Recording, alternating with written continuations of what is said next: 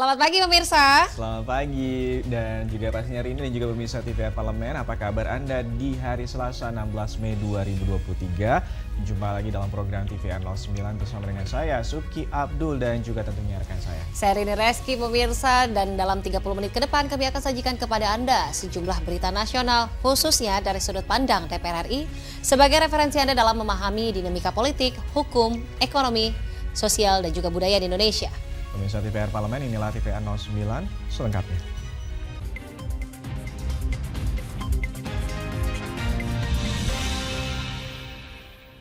Berita pertama ini mengenai Komisi 6 DPR RI yang berharap masyarakat setempat mendapatkan manfaat sebesar-besarnya dari pembangunan juga pengembangan proyek strategis nasional kawasan industri terpadu atau KIT di wilayah Batang, mulai dari sektor tenaga kerja hingga pemberdayaan UMKM. Proyek Strategis Nasional Kawasan Industri Terpadu atau KIT Batang, Jawa Tengah disebut dapat menyerap 130.000 tenaga kerja pada fase pertama dan mencapai 282.000 pada fase berikutnya. Komisi 6 DPR RI meminta KIT Batang menyerap tenaga kerja lokal serta memberdayakan UMKM dari Batang dan Jawa Tengah. Dalam kunjungan kerja reses ke Semarang, Jawa Tengah, anggota Komisi 6 DPR RI Evita Nursanti meminta kawasan industri sebesar 4.300 hektar yang dibangun di wilayah Batang, Jawa Tengah ini dapat memberdayakan masyarakat lokal secara maksimal. Masyarakat setempat disebut harus mendapatkan manfaat sebesar-besarnya dari pembangunan dan pengembangan wilayah Batang, mulai dari sektor tenaga kerja hingga pemberdayaan UMKM. Tenaga kerja daripada KIW ini berapa persen yang Jawa Tengah? Berapa persen yang di luar Jawa Tengah? Kemudian juga selalu digaung-gaungkan BUMN ini mendukung yang namanya UMKM. Nah ini juga UMKM-nya jangan UMKM yang dari luar Jawa Tengah yang diutamakan nanti.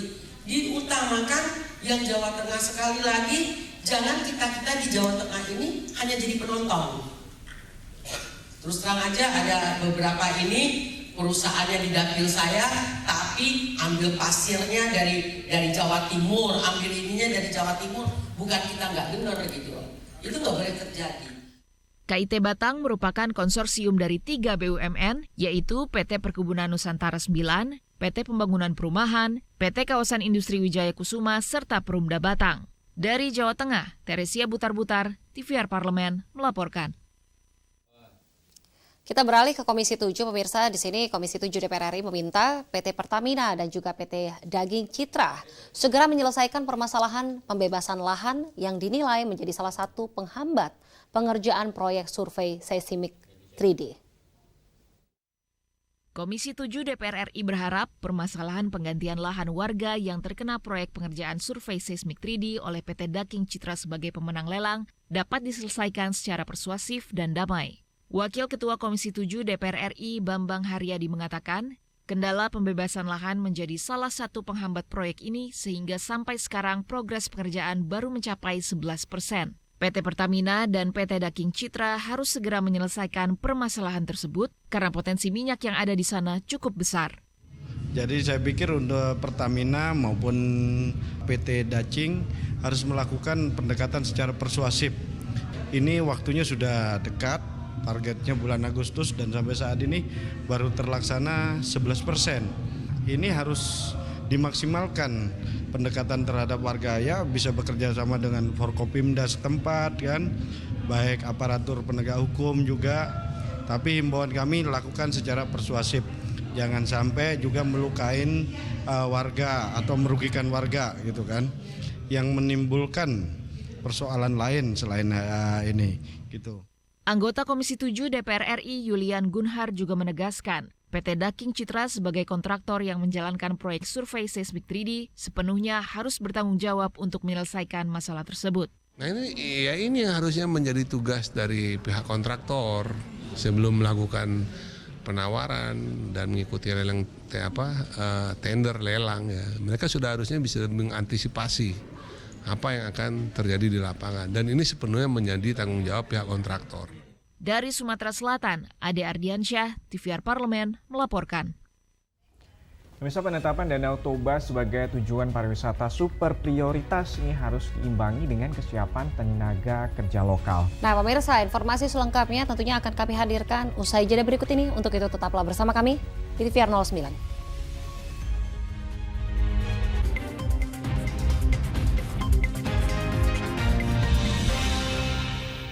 Utang-utang dulu saya, perih. Mereka yang tidak cukup paham teredukasi bagaimana menyuarakan aspirasi demi memperoleh jawaban. Sini ditambang untuk seperti itu, warga sini tidak mengizinkan. Sebab apa? Itu menyangkut isi perut kami semua. Hadir menelisik mulai dari hulu ke hilir. Mengapa? Nah, kalau kita telusuri kenapa banjir ini hampir setiap terjadi. Hingga menemukan apa yang belum terkuak secara nyata. Kan kabeh niku sedulur, Pak. Nek kula ngrencangi mriki, sing mriki gelo, nek kula ngrencangi mriki sing mriki gelo. Nggih kedah adil wae, Pak, tengah-tengah. Menghadirkan peran anggota DPR RI demi mendapatkan solusi. Saksikan Suara Dapil, Senin sampai Jumat pukul 10 waktu Indonesia Barat, hanya di TVR Parlemen.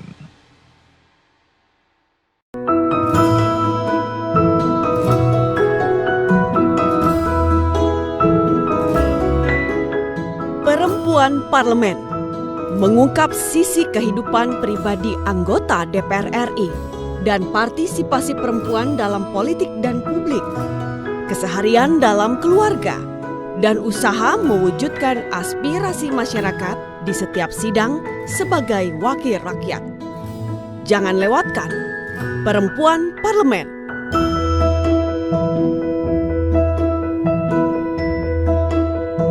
Hanya di TVR Parlemen. DPR RI memiliki fungsi diplomasi dalam menjalankan politik luar negeri sesuai dengan pasal 116 Undang-Undang MD3. Kontribusi aktif BKSAP DPR RI memainkan peranan penting dalam memenangkan persaingan global melalui IPU, IPA, IPPF, IPA, dan PUIK. BKSAP memiliki komitmen yang tinggi dalam krisis kemanusiaan dunia. Fungsi diplomasi dijalankan untuk mendukung upaya pemerintah dalam melaksanakan politik luar negeri.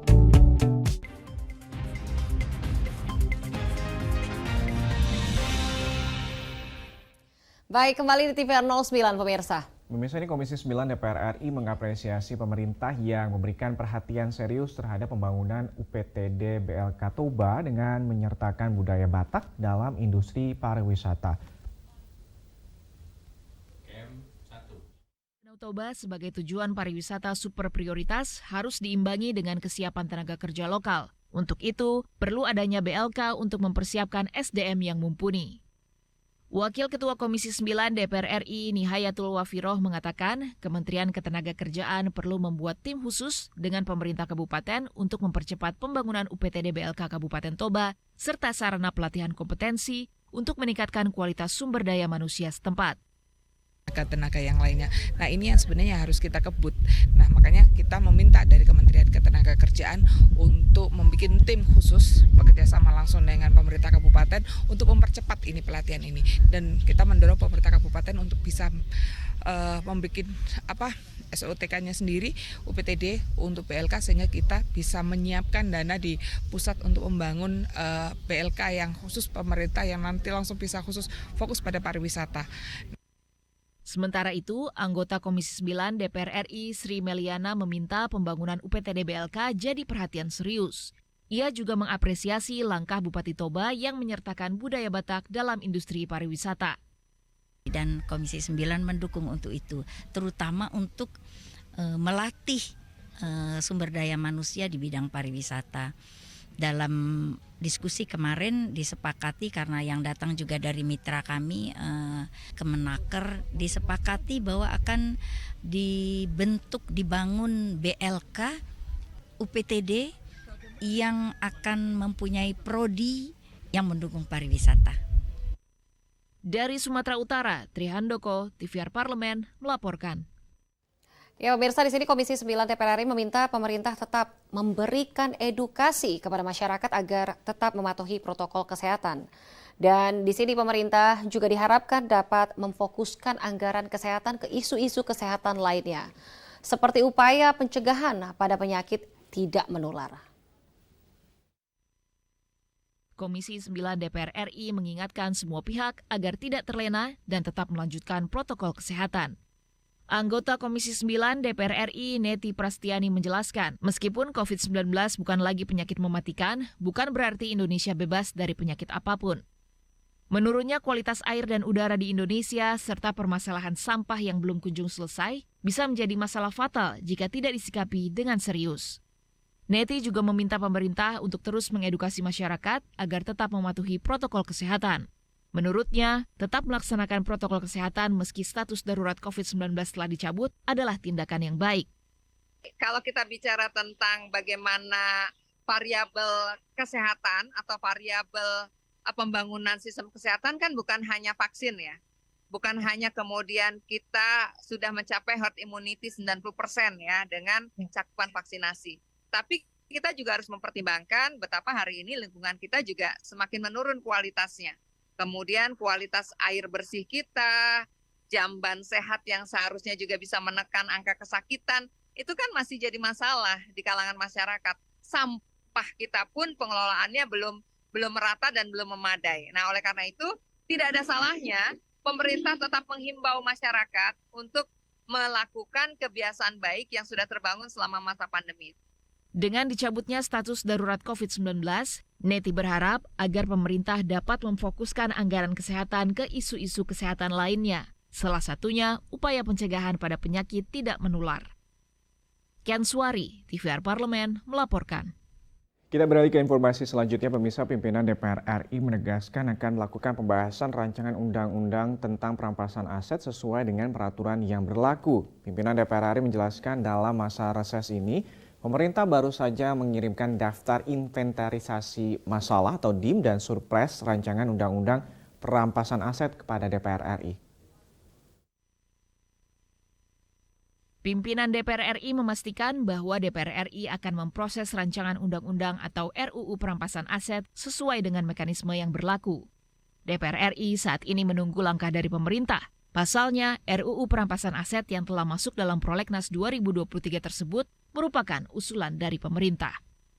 Wakil Ketua DPR RI Sufmi Dasko Ahmad yang ditemui di Gedung Nusantara 3 Senayan Jakarta baru-baru ini mengatakan, pembahasan sebuah rancangan undang-undang harus sesuai dengan peraturan yang berlaku.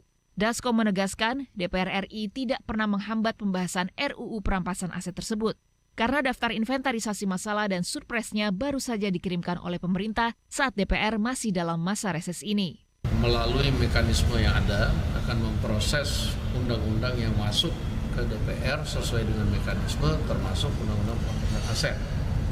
Kami kan sudah sering dengar bahwa dibilang DPR itu menghambat undang-undang perampasan aset, padahal surpresnya daftar isian masalahnya kan belum pernah dikirim ke DPR dan baru nyampe ke DPR.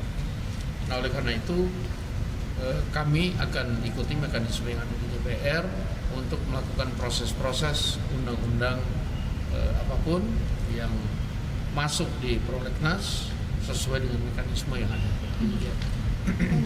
Sebelumnya, Sekretaris Jenderal DPR RI Indra Iskandar mengatakan bahwa surpres RUU tentang perampasan aset tindak pidana telah diterima oleh DPR RI pada 4 Mei 2023. Zikri Yasertodenus, TVR Parlemen, melaporkan. Konferensi tingkat tinggi ASEAN ke-42 di Labuan Bajo, Nusa Tenggara Timur ditutup dengan 3 kesimpulan penting. Yaitu penyelesaian krisis di Myanmar, perang terhadap perdagangan manusia, dan juga pengembangan ekosistem kendaraan listrik. Nah pemirsa, informasinya akan kami hadirkan tentunya sesaat lagi. Untuk itu tetaplah bersama kami di TVR 09.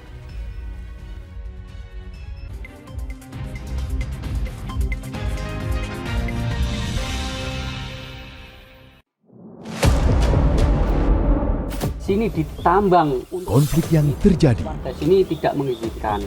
masalah yang tersisihkan menjadi kesenjangan sosial. Ya namanya rakyat kecil gak bisa apa-apa, mau komplain juga gak didengar. Sebab apa? Itu menyangkut isi perut kami semua. Bagaimana memutus keterbatasan untuk didengar? Jadi kalau misalnya masyarakat sudah merasa tidak lagi ada yang memperjuangkan aspirasinya, maka masyarakat memang sangat berhak untuk meminta dewan yang mewakili mereka di parlemen.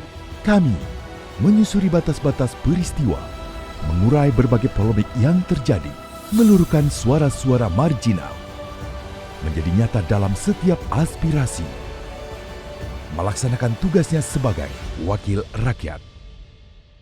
Saksikan aksi Dewan segera hanya di TVR Parlemen.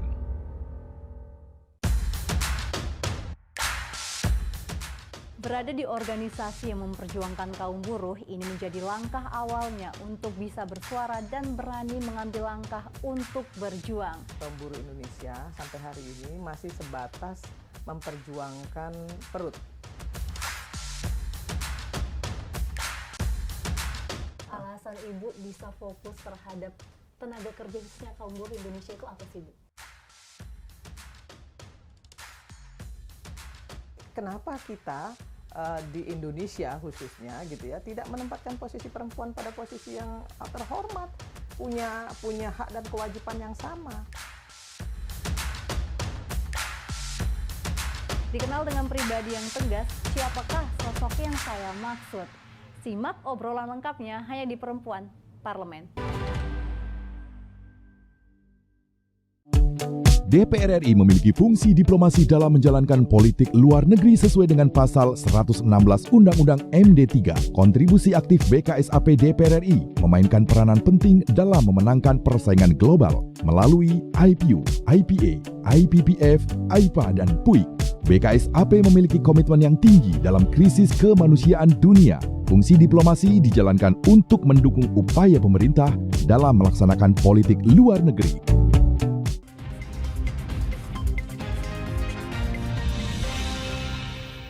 Kembali di TVR 09 pemirsa. Pemirsa, para pemimpin ASEAN sepakat memperkuat implementasi transaksi mata uang lokal dan juga konektivitas pembayaran digital antar negara. Hal ini dinilai sejalan dengan tujuan sentralitas ASEAN supaya ASEAN semakin kuat dan juga semakin mandiri. Nah, tak hanya itu aja Ki, di sini juga Indonesia ingin ASEAN menjadi tetap relevan. Ya. Di mana kawasan ini juga mampu menghadapi berbagai dinamika sektor sekaligus mampu menjaga stabilitas dan juga perdamaian. Dalam jangka panjang, peran parlemen juga sangat dibutuhkan dalam menyusun agenda ASEAN tahun 2045. Sehingga nantinya ASEAN mampu tanggap dan juga resilient terhadap tantangan sehingga menjadi pusat pertumbuhan dan juga menjadi kawasan yang aman, stabil dan juga demokratis. Nah, untuk mengetahui informasi selengkapnya, mari kita simak laporan mendalam yang telah dihimpun oleh tim redaksi TVR Parlemen dalam segmen editorial Parlemen. Berikut ini.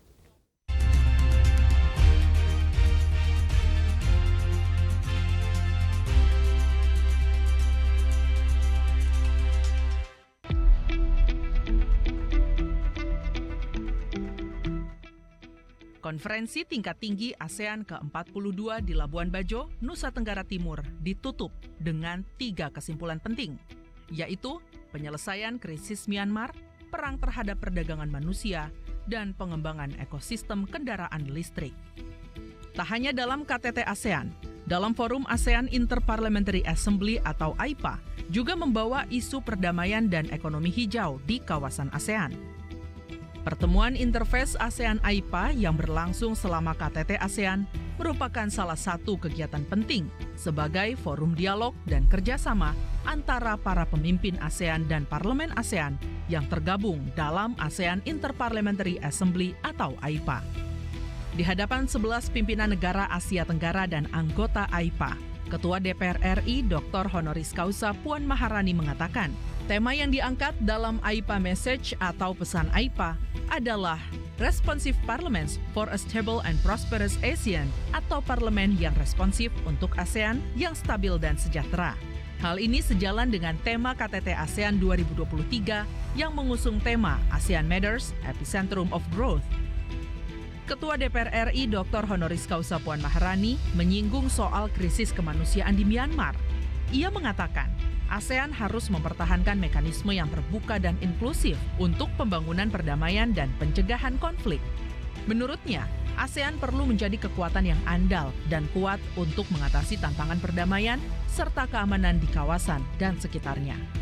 Ini yang juga salah satu menjadi isu yang penting untuk dibicarakan, bukan hanya di parlemen tapi juga di eksekutif atau pemerintah.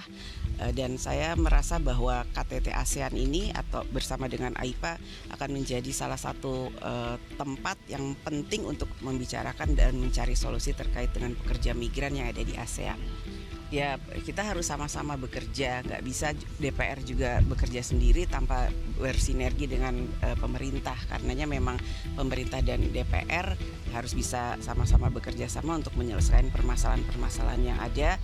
Bukan hanya itu, tapi juga semua permasalahan yang memang menjadi permasalahan di kawasan ASEAN.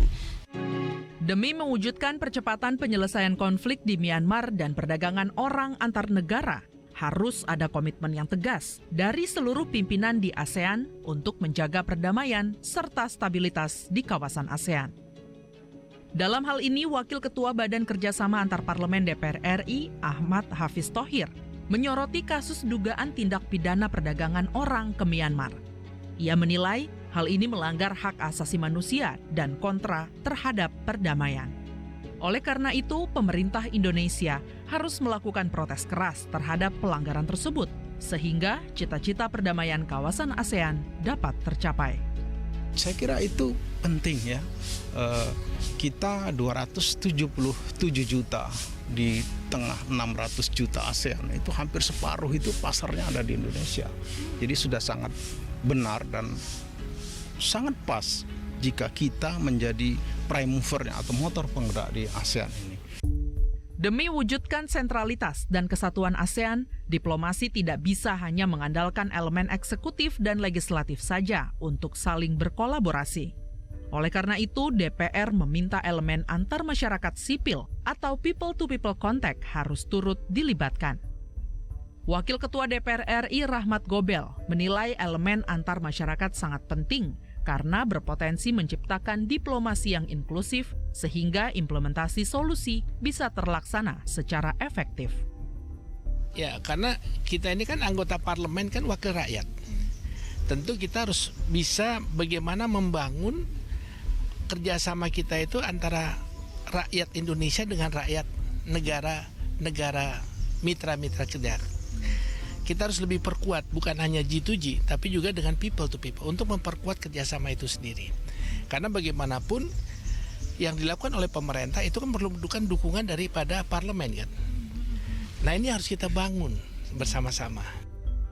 Indonesia ingin ASEAN menjadi tetap relevan, di mana kawasan ini mampu menghadapi berbagai dinamika sektor sekaligus mampu menjadi stabilitas dan perdamaian. Senafas dengan niat tersebut, DPR bersama Parlemen se-ASEAN berusaha mempertajam pesan yang akan disampaikan kepada para pemimpin ASEAN. Satu di antaranya adalah ASEAN harus saling bekerja sama untuk menghindari eskalasi ketegangan di antara kekuatan-kekuatan besar. Hal ini menjadi perhatian untuk mencegah terjadinya konflik terbuka di kawasan. Tim redaksi TVR Parlemen melaporkan.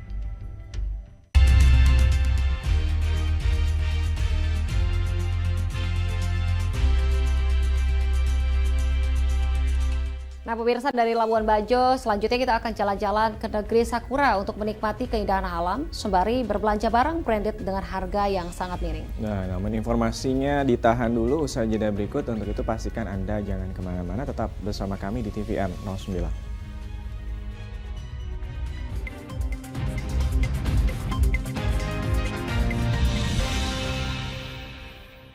Utang-utang dulu saya, perih.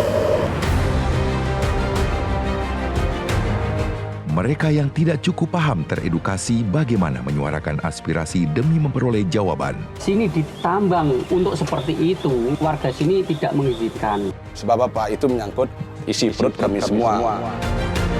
Hadir menelisik mulai dari hulu ke hilir. Mengapa?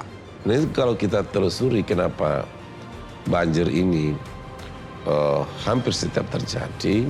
Hingga menemukan apa yang belum terkuak secara nyata. Kan kabeh niku sedulur, Pak. Nek kula ngrencangi mriki, mesti mriki gelo, nek kula ngrencangi mriki mesti mriki gelo. Nggih kedah adil wae, Pak, tengah-tengah. Menghadirkan peran anggota DPR RI demi mendapatkan solusi. Saksikan Suara Dapil, Senin sampai Jumat pukul 10 waktu Indonesia Barat, hanya di TVR Parlemen.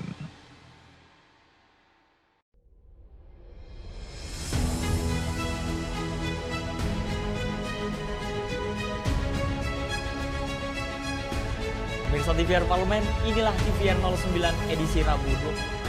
Optimis, Indonesia mampu mengatasi ancaman tersebut. Serangkaian peristiwa penting setiap hari di Indonesia. Kami pilihkan topik-topik terkini dengan menyajikan fakta yang dapat dipercaya. Kami hadirkan di layar kaca Anda. Bukan hanya sekedar informasi, tapi menginspirasi bagi kita semua. TVR 09 hadir setiap Senin sampai Jumat pukul 9 pagi hanya di TVR Parlemen. Referensi berita untuk Indonesia.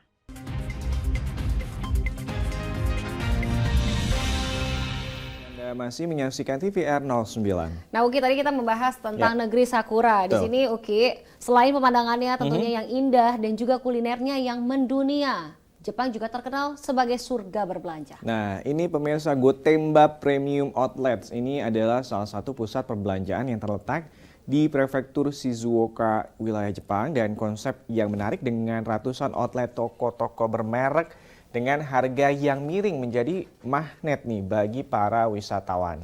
Iya pemirsa, berikut liputan selengkapnya tentang Gotemba Premium Outlets dalam segmen Intips, Informasi dan Tips. Berikut ini.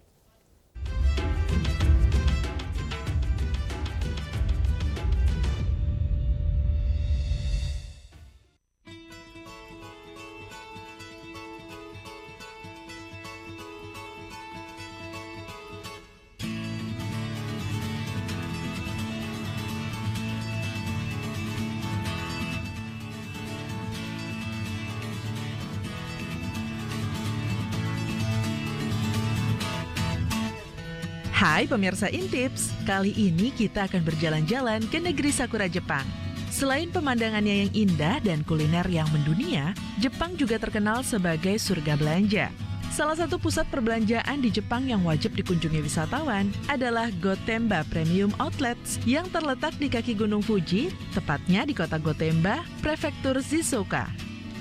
Didesain dengan konsep Town in Forest, pengunjung dapat menikmati suasana berbelanja yang sangat berbeda dengan kebanyakan mall di Indonesia. Berada di atas lahan seluas 44.600 meter persegi, area Gotemba Premium Outlets terbagi dua dan dihubungkan oleh jembatan panjang yang di bawahnya mengalir sungai. Jembatan yang bernama Great Dream Bridge ini juga menjadi salah satu spot foto bagi wisatawan. Jika cuaca cerah, pengunjung bisa melihat dan berpose dengan pemandangan Gunung Fuji sebagai latar belakangnya. Di Gotemba Premium Outlets, ada sekitar 290 outlet yang terdiri dari berbagai toko pakaian bermerek, mulai dari sepatu, tas, dan pakaian. Kemudian ada juga toko souvenir dan mesin penjual otomatis yang menjajakan minuman pelepas dahaga.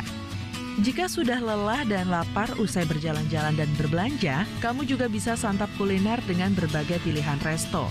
Mulai dari kuliner khas Jepang, makanan Cina, hingga makanan barat juga ada. Soal harga, jangan salah. Meski banyak toko-toko bermerek premium di sini, namun harga yang ditawarkan terbilang murah loh jika dibandingkan dengan pusat perbelanjaan lainnya. Harga di sini memang sangat murah. Ini benar-benar sangat memuaskan kita sebagai para pelancong, terutama dari Indonesia.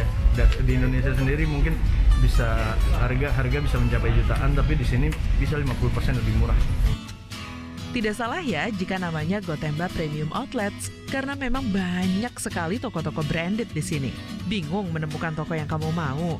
Jangan takut, karena pengelola Gotemba Premium Outlets menyediakan petunjuk jalan dan juga peta kawasan Mall Gotemba yang berbahasa Inggris dan bisa didapatkan secara cuma-cuma di bagian informasi. Udara yang sejuk alami, pemandangan yang indah, dan landscape yang dibuat dengan desain unik ini membuat banyak wisatawan berkunjung ke sini. Tertarik berwisata dan berbelanja di sini? Jangan lupa ya untuk selalu menjaga kesehatan pemirsa.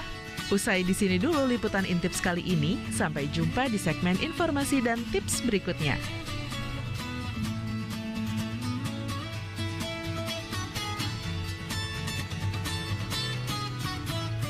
Di penghujung acara kami informasikan kepada Anda pemirsa sejumlah agenda DPR RI pada hari ini Selasa 16 Mei 2023. Iya pemirsa, pada pukul 9 rapat paripurna pembukaan masa sidang 5 tahun sidang 2022-2023 akan dilaksanakan. Dan pada siang harinya nih pemirsa di pukul 13.00 atau 1 siang, Komisi 5 DPR RI menerima delegasi Parlemen Uni Eropa. Namun sejumlah agenda serta program DPR RI lainnya masih dapat Anda saksikan secara langsung di TVR Parlemen melalui kanal utama, kanal komisi dan juga kanal alat kelengkapan dewan lainnya yang dapat Anda akses di tvr.dpr.go.id. Bisa TVR Parlemen, demikianlah TVR 09 edisi pagi hari ini. Segenap kru TVR Parlemen yang bertugas hari ini mengucapkan terima kasih telah menyaksikan TVR 09 pada pagi hari ini. Saya Riri Reski dan juga rekan saya. Dan saya Suki Abdul, sampai jumpa di TVR 09 esok hari. TVR Parlemen, Referensi Indonesia.